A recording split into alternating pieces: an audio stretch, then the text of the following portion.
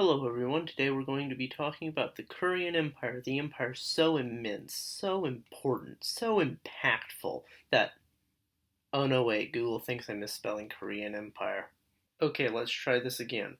The Couronian Empire. Wait, what? Couronian? The place is clearly called Courland. Where does the extra N come from? Oh, whatever, just screw it. Let's get into the video.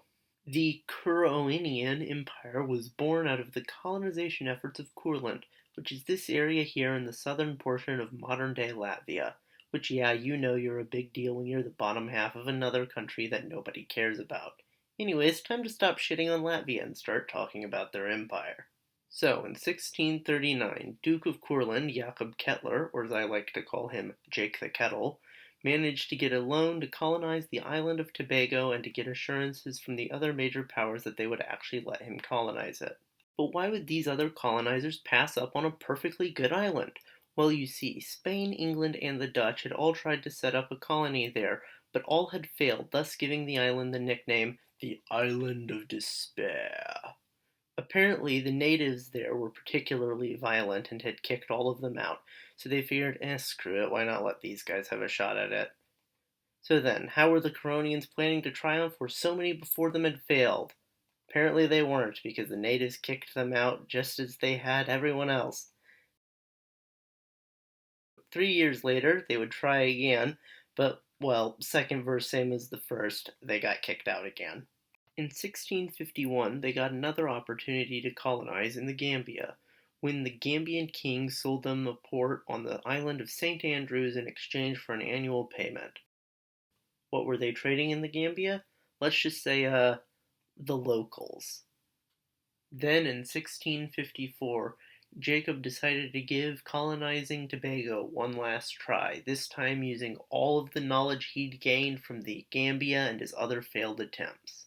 Firstly, he allowed people from places other than Courland to come settle to increase the population numbers. Secondly, he gave the natives actual legal rights and tried to not intentionally antagonize them. Gee guys, I wonder why they were angry last time. And lastly, he sent over 120 soldiers to protect the colony. Wait, what? You weren't already doing that?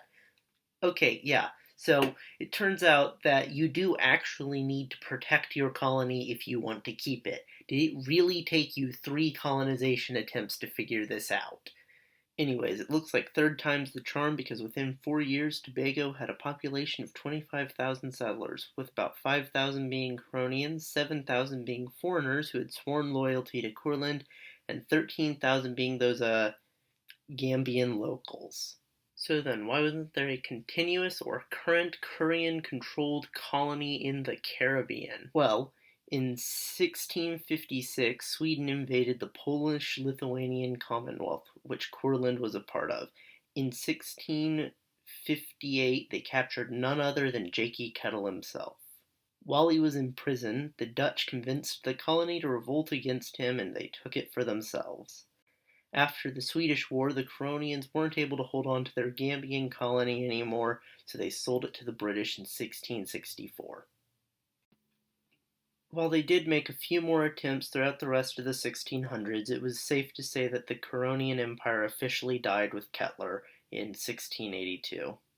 So, after all of that, what did they have to show for all of his effort? Well, they have a monument in Tobago, and they indirectly caused Senegal's weird border with the Gambia, and now I suppose they have this video. So I suppose that's the moral of this story. If you are ever the leader of a small country, be sure to do something weird so that maybe someday you too can have a random weirdo on the internet make a video about you. Speaking of videos, be sure to like, comment, and subscribe, and be sure to check out my other videos. Have a lovely day.